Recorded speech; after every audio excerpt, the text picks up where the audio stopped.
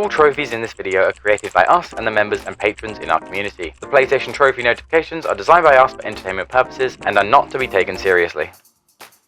It's time to mix things up with a new series I've wanted to do for ages, adding my own trophies to my favourite games on my old dusty GameCube and other old games consoles, starting off with Pokémon Colosseum, the first of a 2-game spin-off series set in the Pokémon universe in the region of Ore. I have created over 50 trophies to add to this game, within reason, ranging from story trophies, collectibles, battle wins, legendary Pokémon snagging, and the miscellaneous. You play as arguably one of the coolest protagonists in a Pokémon game, a member of the notorious Team Snagging. You meet a girl with a rare talent for seeing lab-made Shadow Pokémon, and end up on a redemption arc, catching and purifying Pokémon that have had their hearts closed, all whilst taking down a criminal organisation called Cipher. Thank you everyone for your support. Now let's get into this platinum journey that's straight out of the multiverse. After blowing all of the dust out of my memory card, I could create my save and name my character. The character's name is Wes by default. The game begins dramatically as you leave Team Snagging by blowing the place to smithereens and stealing their portable snag machine, which allows you to convert any Pokeball into a snag ball that can steal Pokemon from people. Instantly a darker tone than the usual games in the series, which makes this game so great. We leave on our awesome sidecar hoverbike along with Umbreon and Espeon and make our way to the game's first location, the Outskirts Stand, a place for weary travellers to stop by and stock up on supplies. I bumped into 2 shady characters that reveal they're off to a nearby city called Fenac. But before I could leave, I was challenged to my first Pokemon battle by Rider Willie, a regular at the Outskirts Stand. My starter Pokemon, Espeon and Umbreon, start at level 25 and 26 respectively, and could brush aside Willie's Zigzagoons with ease, resulting in me earning my first trophy of the game. Player defeated, Rider Willie. Wiped out, I still need seasoning. Yeah, Rider Willie defeated. Nice. I made my way to the gorgeous Fenac City, chasing down the thugs I saw leave the Outskirts Stand earlier. I discovered them carrying what looked like a body bag as efficiently as the Chuckle Brothers, before they dropped it at the sight of me watching them, and then of course one of them challenged me to a battle. I made quick work of Folly's 2 Whismers and then rescued a girl from the bag they were carrying once they'd scarpered off. This would be my companion for the rest of the game, a girl that can see the aura surrounding the violent Shadow Pokémon that we are going to be capturing, or snagging as it will be called, using the snag machine on my arm. I decided the girl's name was Yuki, and then received a trophy for forming our new partnership. With my new companion, I then went to check out the local shops to see what was up for grabs. I'll be needing to spend loads of Pokédollars later for a trophy. And then I made my way to the pre-gym, where I could train against multiple trainers before taking on the pre-gym leader, Justy. During these battles, I picked up my 5th victory, netting me a trophy. Ooh, nice. That's my 5th battle completed. Justy then gave me a reward and offered to battle me once I had a full party of 6 Pokemon. Next, I made my way to the mayor's house so that we could tell him about the Shadow Pokemon and Yuki's ability to see their auras. But on my way, I came across my first item chest of the game. Oh, secret chest. Yay! Super potion, 3 of them. Oh, that's amazing. Haha. Ooh, nice. And a trophy for finding my first chest. Right as we were about to enter the mayor's office, we bumped into a mysterious man that strangely had just left the mayor's place. We went inside anyway and explained to the mayor about the appearance of the Shadow Pokémon, and I tuned into the news to see my handiwork with blowing up Team Snagging was being well documented. We then left and made our way north to the Fenac City Coliseum. Sadly, there was a tournament already underway, so we had to leave for now and come back later. Upon exiting the stadium reception, we were confronted by members of Team Snagging, and Yuki found out that I was a former Team Snagging member, and that what I stole from them was a snag machine. They attempted to battle me, and I swept them away easily, causing them to run with their tails between their legs. It was finally time to get my hands on some Pokeballs, so I made my way back to the Outskirts Stand, and the owner was kind enough to brush the dust off some old Pokeballs so I could receive 5 of them for free. Then it was time to return to Fenac, where I found a bunch of shady guys in the mayor's office, including one of the best characters from any Pokemon game. Oh, it's the man, the myth, the legend, Miror B. It's him, he's the one that took the girl from us. Miror B is an amazing villain, and his theme songs in Coliseum and Gale of Darkness are a nostalgic eargasm.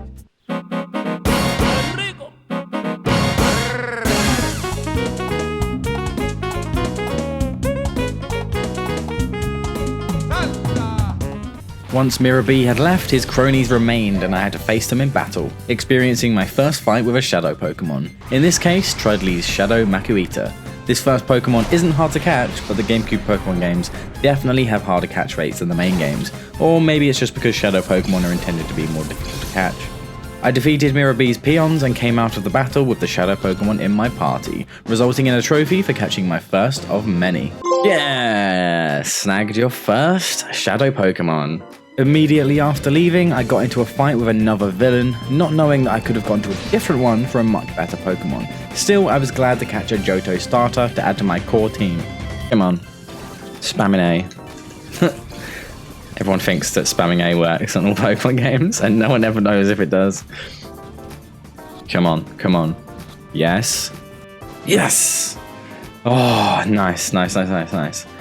Now I was free to follow these guys to Pyrite Town, a mining town that has its own Coliseum for me to battle in, but is also home to many criminals and has an underbelly brimming with dodgy dealings and thugs up to no good. But it also comes with a banging theme tune.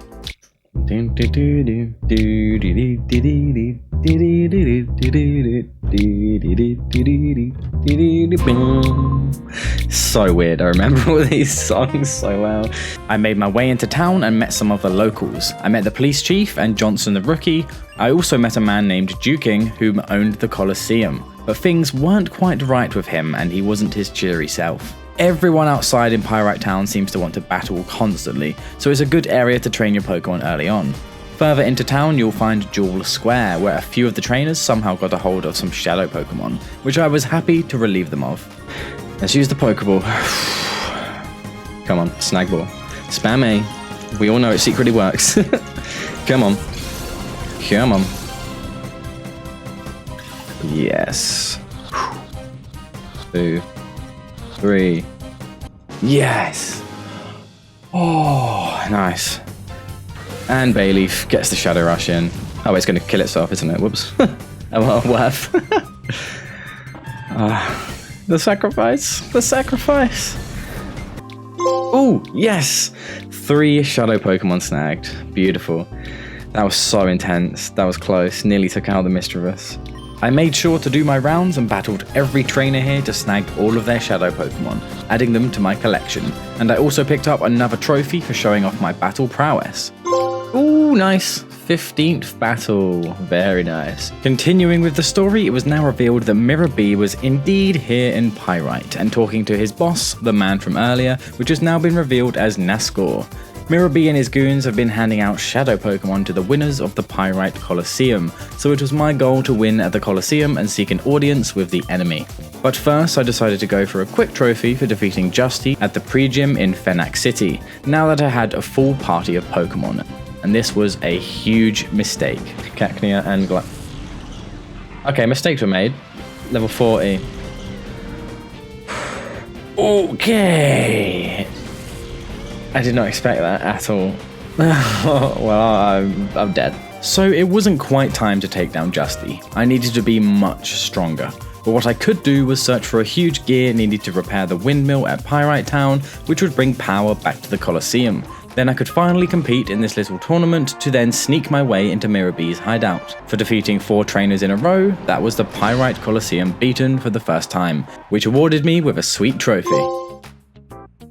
The villains had been revealed as an organisation known as Cipher, and the peons finally revealed themselves, as one of them brought me back to their hideout to reward me with a Shadow Pokemon. My cover was easily blown and I was just fortunate that this fellow wasn't too bright. But now that I was inside the hideout, there was no stopping me. I had to beat every Cipher member and trainer in this area to make my way to Miror B and rescue Duking's Pokemon that had been kidnapped. Many of these trainers and Cipher members had Shadow Pokemon on them. During the chaos, I managed to capture more Shadow Pokemon, which earned me another trophy. Ooh, nice! That Yanma was my 10th snagged Pokemon. Beautiful. There were so many trainers to battle in this hideout, they just didn't seem to end, but I just had to think of the XP I was gaining and all of the trophy progression, soon racking up 25 victories in battle. Ooh, oh yeah, 25 battles won. On to the next. Ah, there's so many battles here. Okay, let's go. I then decided to go for a miscellaneous trophy for catching a Shadow Pokemon with a complimentary Premier Ball. Okay, come on. Premier Ball. probably one of my favorite Pokeballs because it's pretty cool looking. Come on. Come on. 1, 2, 3. Yes! And a trophy. Nice. Once I had finally reached the top of the building, I found Duking's right-hand man, Silver, being antagonized by Miror B's 2 peons, Ferma and Reath. I had to face both of them one after the other before I could rescue Silver and claim a trophy. Hey, nice. Miror B's peons defeated. Once the dust had settled, Miror B contacted us to provoke us into finding him in the nearby cave, another area to explore with loads of trainers, shadow Pokemon, and a fight with Miror B at the end of it. So I made my way underground on the hunt for the disco crazy Cipher admin. And for exploring before the showdown, I was rewarded because I came across a bunch of chests. Look, all the goodies! Wow, okay, worth 1 protein, that's permanent stat gain. 1 Carbos, that's permanent speed gain, I believe. 1 zinc, that's a special. And 1 iron. Obtain the iron. Oh, very nice, and there's 10 chests opened as well. Sweet. I finally found Miror B and was excited as always to battle him with his unique battle music. I fought every single trainer I could so far, so my Pokemon were sufficiently leveled and ready to give his Ludicolo's a beatdown. I didn't have too much trouble dealing with them, and my Espeon even leveled up and could learn Psybeam, giving me a huge damage boost. Eventually, Miror B finally sent out a shadow Pokemon, a Sudowoodo. It wasn't too hard to snag once I paralyzed it, and with that, Miror B was defeated. Hey, nice. Defeated Miror B. Oh, how dare you? Don't you dare think you'll get away with your latest outrage. One of these days, I will take great pleasure in kicking you about with my elegant dance steps. Oh, and I'm not giving up our shadow Pokemon plan. Let's go. Escape. Escape. Naruto runs out. What? I never noticed that before. With Miror B, Naruto running away, we were free to rescue Duking's Plusle and head back out of the cave, and back to some normality in Pyrite Town. Plusle even decided to join us on our adventure. Plusle transferred to the PC, yeah, to never be seen again. Why the hell would I use a Plusle? Oh dear.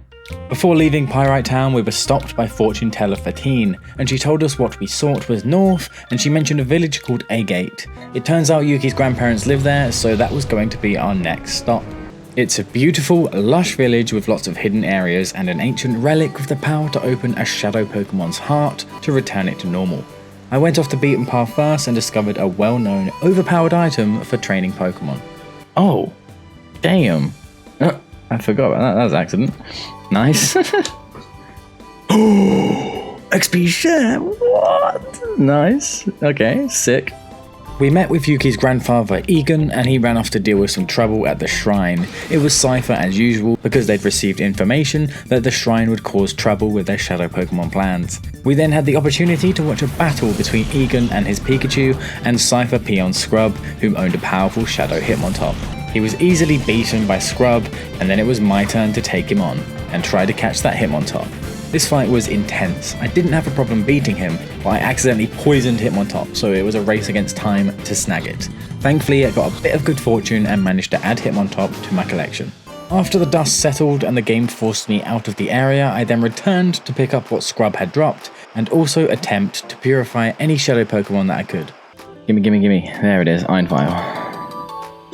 Yes, there we go. I think I've got 3 of them. To prepare shadow Pokemon for purification, you simply need to battle with them a lot, or call them during a battle when it enters hyper mode. There are also colognes you can buy to use on the Pokemon, which also brings down their shadow bar, although that's an expensive method that will require many Coliseum wins to save for. Bayleaf opened the door to its heart. Bayleaf regained the move Sunny Day. Bayleaf regained a ton of XP. Bayleaf was elevated to level 31. Yes! And the ribbon. No nickname. Yeah! First of many Pokemon purified, so I'm going to do the rest of my party. So I purified a few more Pokemon and then made my way to Mount Battle, a series of 100 battles that is intended for training your Pokemon. Only we couldn't take the challenge properly just yet because it was under attack by Cipher, so I dived straight in and started battling my way through criminals to get to the bottom of this situation. This was good training in itself, and I managed to evolve my newly purified Bayleaf. Oh yes! Bailey's evolving. I forget sometimes they evolve earlier. Grass types. Dun, dun, dun, dun, dun, dun. Oh, I can't wait. Meganium. Come on. Yes. Yeah. Woohoo. First Pokemon evolved as well. Oh, nice. Meganium's such a cool Pokemon, to be honest. Plant Dino. I took my new Meganium for a spin and started making my way to the admin in charge of this attack, who was waiting at the number 10 platform. I also managed to pick up a trophy for all the battles I had won so far. Meganium doing the work. Oof. Oh wow, okay, what a beast. What an absolute beast. Nice. Double kill. Sweet. Ooh, very nice. My 50th battle won. 50th victory. I made it to the 10th area and bumped into Cipher admin Dakim, a huge muscle-bound beast with some very powerful Pokemon. I faced off against him and his Earthquake tactics, making one of his Pokemon use Protect, whilst the other uses Earthquake to hit everyone else. I managed to deal with most of his team fairly easily. Our Pokemon were all around the same level. He then showed off his Shadow Pokémon, which was an Entei, a legendary Pokemon. I really wanted to snag this fiery beast. I used almost all of the different types of Pokeball that I had on me, but eventually the Entei took itself out from the Shadow Rush recoil. I was absolutely gutted and I missed out on a trophy for now. Hey, at least that's Dakim defeated though. But still, I wanted that Entei. Dakim leapt off like some sort of gorilla and he dropped an F-disc, something I would be using later on to travel to a new location. I then travelled to Agate Village again to purify some more of my Pokemon for some more trophies. Ooh, 5 purified Pokemon. Very nice. I could grab myself another trophy here for purifying a Pokemon with a different method. Using the Time Flute I received earlier, I could summon Celebi itself to fully purify one of my Pokemon without the need for me to lower its shadow bar first. Oh, hell yeah. Use the Time Flute. Sweet. That sucks though, you just get one use of the Time Flute. Before continuing with the story and thwarting Cipher's plans, I wanted to train my Pokemon at Mount Battle so I stood a good chance of sweeping through their ranks with ease, and I managed to get myself a few trophies after spending quite some time here. At first it was way too easy, but it gets much tougher as you progress. I started off with the first 10 trainers and wiped the floor with them, and the first area leader, Vander, the guy I saved from Dakim earlier. That was just so easy, no wonder he got wrecked by Dakim. Hey! Trophy for completing Area 1. I was gaining some nice XP, but the opponents were still a bit too weak. But I managed to get my Espeon to catch up to Umbreon so that they were both now level 40. Espeon level 40? Yes! Yeah, that's Espeon and Umbreon level 40 now. Very nice. I'm breaking the fourth wall a bit here, but I was legitimately tracking all my battles, and after defeating this next trainer I had hit a new milestone of victories. Ooh, and that's 100 battles won. Losing feels far heavier than a Pokeball, wouldn't you say? Deep, deep. So, 100 battles won, and 2 more away from another trophy. I was almost at the halfway point of Mount Battle, and the opponents were catching up to me in levels. It was great training, but I think I would have to go back to the story after this area. Yes! Half of Mount Battle completed. Nice. With Area 6, that's the latter half of Mount Battle. Keep your drive alive. I'm gonna grab these and take a break. I'm gonna go get revenge on Justy. I think I'm strong enough now. So I went back to Fenac City to take on Justy again. He was going to be no match for me after all of that training at Mount Battle. I breezed past him this time and grabbed myself a trophy for doing so. Yes, Justy is defeated. Wow, that was one challenging and satisfying battle. Look at this, my palms are drenched with sweat. Too much information. Back on track with the story, we travelled underneath Pyrite Town to a place called The Under, a neon underworld with many tough trainers. 2 more Cipher admins were hiding out here, Venus and Ein. Duking's main man Silver gets himself captured here and it's up to me to save him. Then I confronted Venus while she was live on the Under's news channel and she challenged me to a battle without hesitation. She was fuming. Even after all of my training, her Pokemon ended up being higher levels than mine. The admins have such a big jump in levels compared to the normal Cipher peons.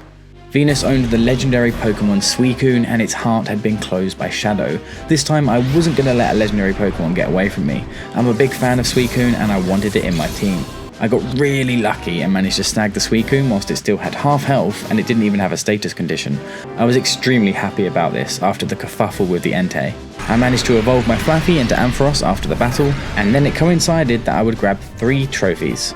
So that's Venus defeated, oh yeah, and Suicune caught.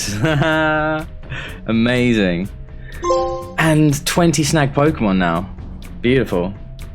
I then chased Venus as she made her way to the secret Shadow Pokémon lab. She wasn't going anywhere fast, so I stopped off to look for secrets and managed to hit a milestone for finding chests. Max Potion, 2 of them. Obtain the Max Potions. Hey, nice! 20 chests opened as well. I found a subway key that had been dropped by Venus and made my way to the secret Shadow lab. The peons there ran inside and decided to literally blow the place apart just to stop me from getting inside. I found a new disc for the UFO in the under, the U disc standing for up disc. Then I found the main gate key for the lab. Those stupid peons had dropped it as they fled. Before going to the lab, I decided to take a peek at the under Coliseum to try and win for that large cash prize and for a trophy. I realised way too late how strong these guys would be. Okay, level 55! Well, looks like I'll be coming back here later.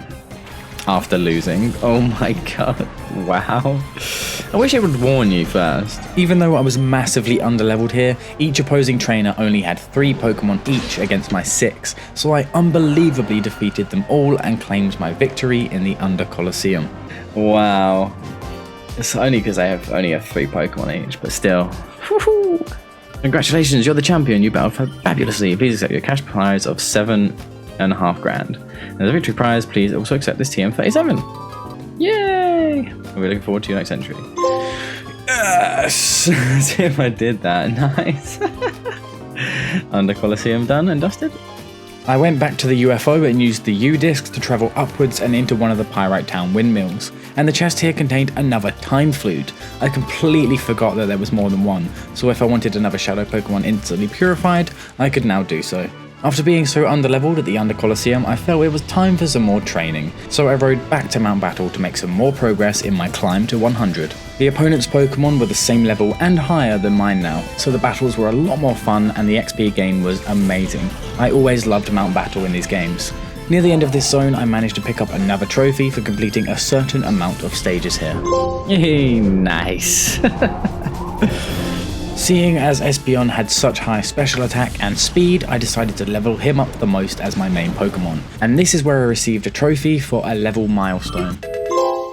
Yes! That's my first Pokemon at level 50. I had completed Area 8 now, and my Suicune was finally ready to have its heart fully opened. Higher level and legendary Pokemon take so bloody long to have their Shadow Bar depleted. For purifying Suicune, I got myself a trophy for purifying a legendary Pokemon. After all of that training and a fresh Suicune that had gained loads of XP from being purified, I was ready to progress with the story. So I went into the Shadow Pokémon lab to face off with Cipher admin Ein. He had some strong Pokemon but was no match for me and my team now. Ein also had in his possession a Shadow Raikou. It was only level 40 just like the other legendaries, so this was no problem, and I managed to snag it to reach another snag milestone.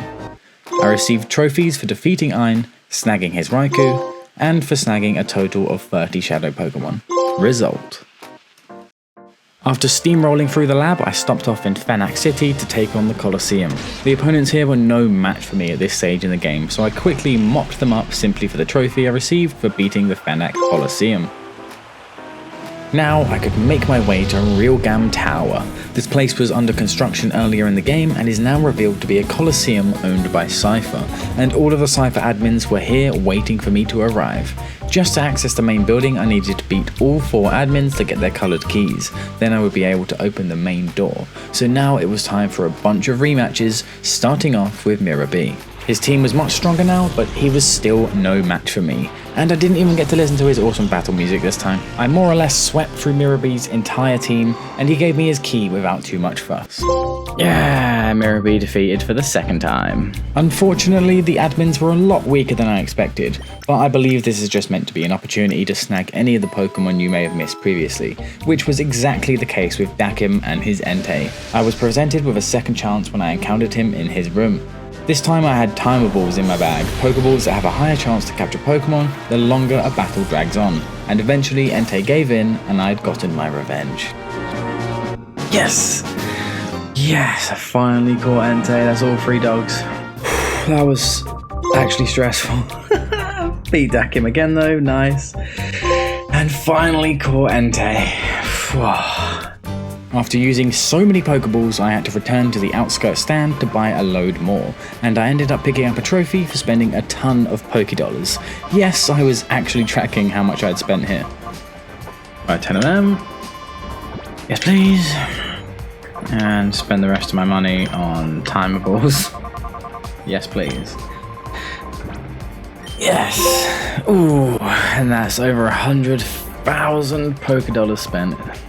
I went back to the tower to finish off Ein and Venus, starting with Ein and his cool team. But they were no match for me and my type matching. Ein wishes he was on the same side as us and seemed happy about giving me his key. And that's another trophy for taking down Ein again. Then finally I could face off against Venus and grab that final key. She'd barely gotten any stronger since the last time we battled, although her Milotic was pretty strong. Eventually my Meganium took it down and that was all 4 admins defeated, again. I then earned my trophy and key. And that's Venus. Done again. Me lose again? My pride will not stand for it. Take this thing away. For that I want your silence that this battle never happened. Well, that blue ID badge is the proof, I'm afraid. Before I went further inside the tower, I received a broken up email from Egan. We rushed over, worried about him, but he'd accidentally just cut the email off.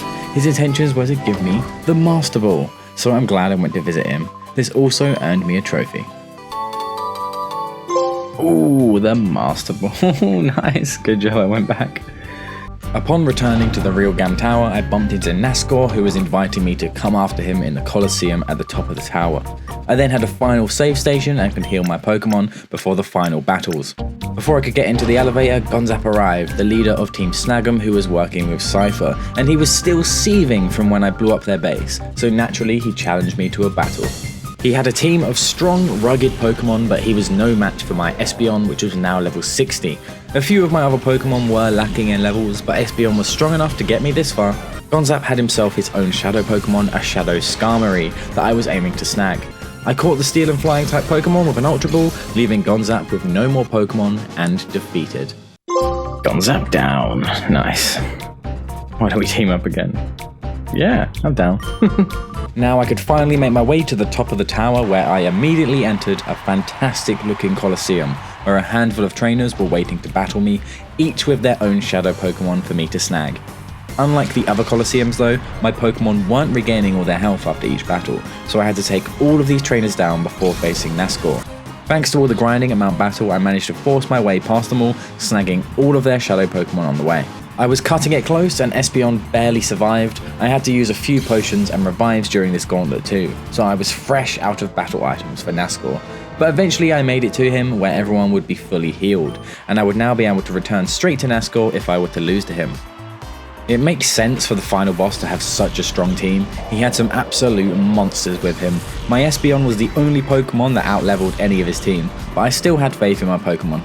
I had some type advantages too, and managed to take his team down slowly but surely until he revealed his Shadow Pokemon, a fan favourite, Metagross, an extremely powerful Pokemon that I had to add to my collection. I thought it would be pretty hard to snag, but thanks to the power of timer balls and my team being able to hold out for so long to essentially skip turns, I managed to catch Metagross without too much trouble, bringing my snag total up to a whopping 40 Shadow Pokemon. Yeah, well that's Nascor defeated. And 40 Shadow Pokemon, very nice. Oh man, Metagross though. Nascor was defeated, but to our surprise he wasn't the one pulling the strings after all.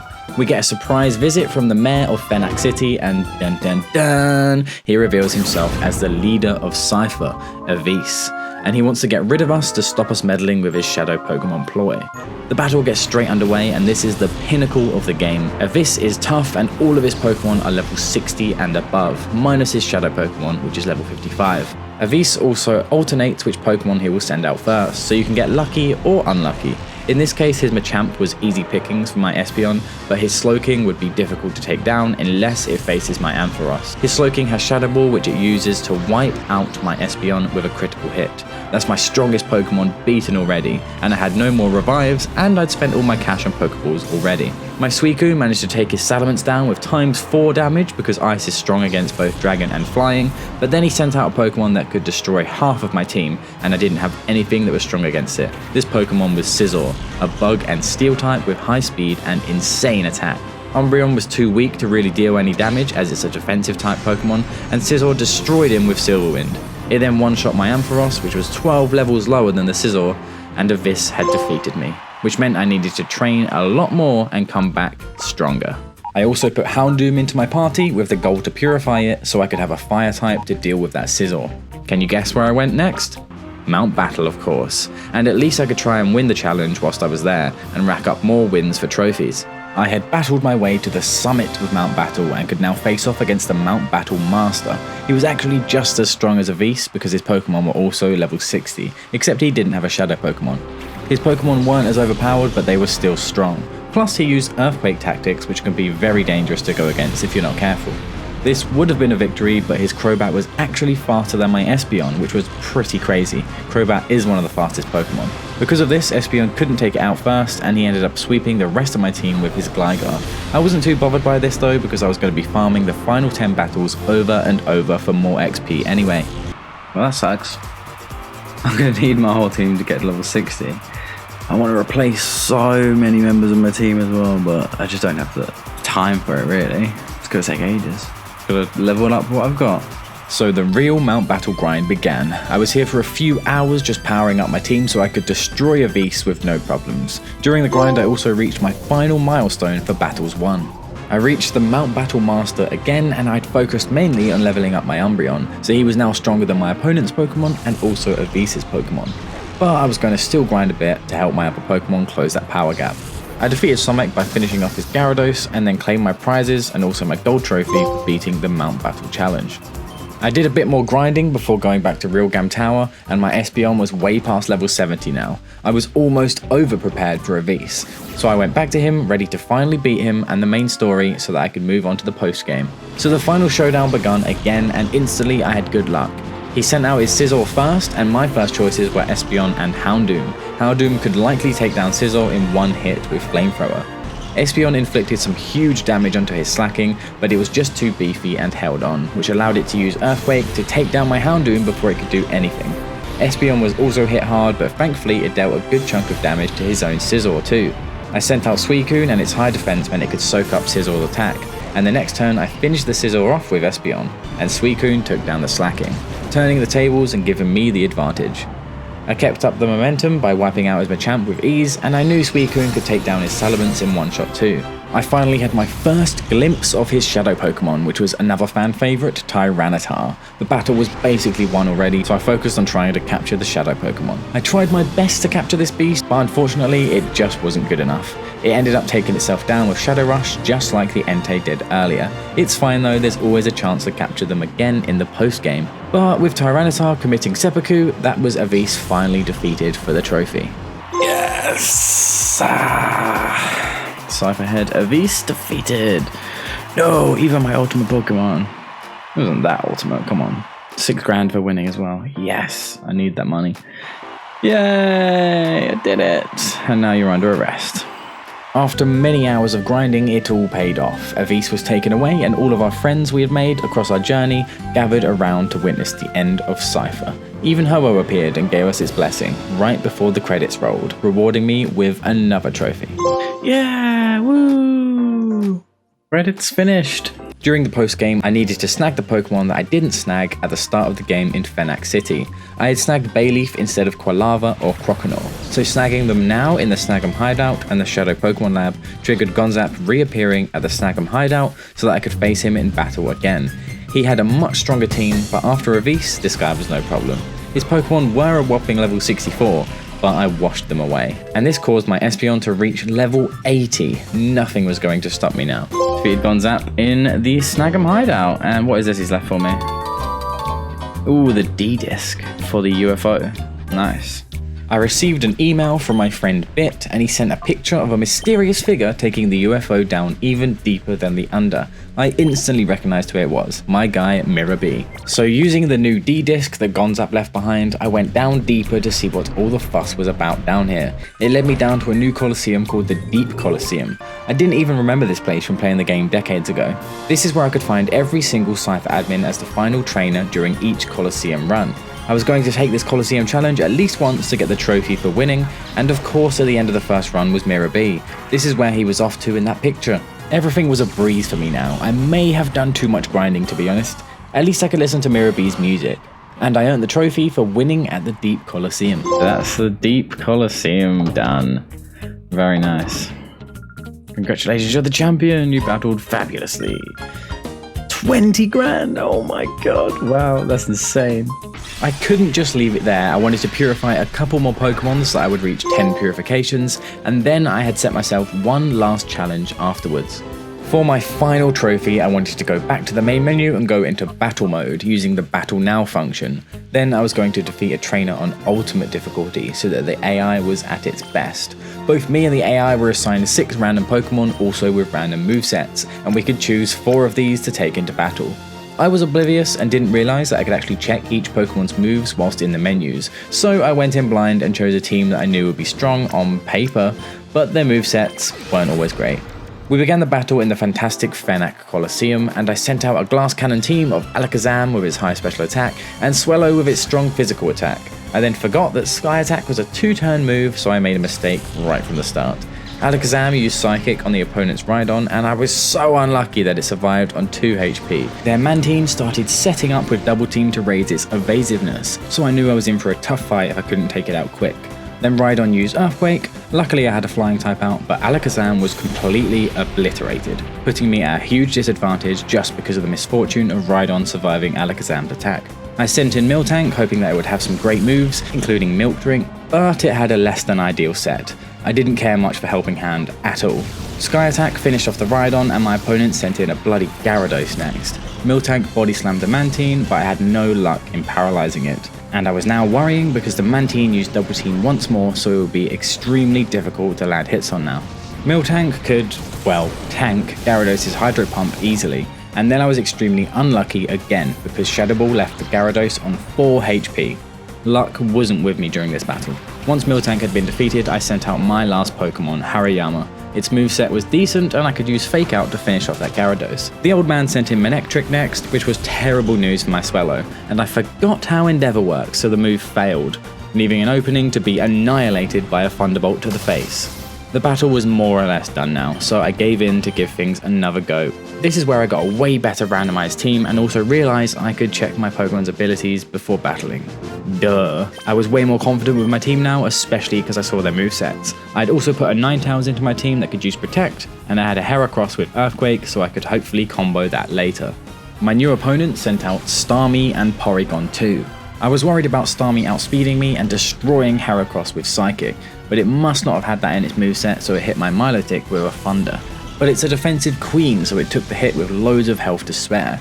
I made Heracross use Mega Horn on the Starmie, knowing it would one-shot it, and even though Mega Horn has low accuracy, I was lucky and it landed, wiping Starmie off the face of the earth. My opponent sent in Electrode next, which was extremely speedy and could potentially use Explosion to wipe out my Pokemon. Electrode struck first with its high speed stats and used Thunder to take out Milotic before it could heal with Recover. Damn it. I then sent in Ninetales so I could try and use an Earthquake combo to wipe out that Electrode. Heracross used Brick Break on Porygon 2, which was super effective, but it just held on. Now I could activate the big brain tactics. Using Protect with Ninetales and an Earthquake from Heracross, Ninetales Protect blocked Electrode's Thunder, leaving them both vulnerable to the destruction of Earthquake. They were both completely destroyed by Heracross, and this battle was more or less over. He had one Pokemon left and it was Regice, a legendary Pokemon? How'd you sneak that in here? It was 3v1, I still had my Weezing in my party, and Heracross and Ninetales both had super effective moves against Regice, so a combination of attacks from my team would be enough to take the Regice down and claim victory. Oh, it's tanky. It's so tanky. Wow. Brick Break, I'll finish it off. If he's got loads of special defense, his defense will be lower, I hope. Yeah, nice.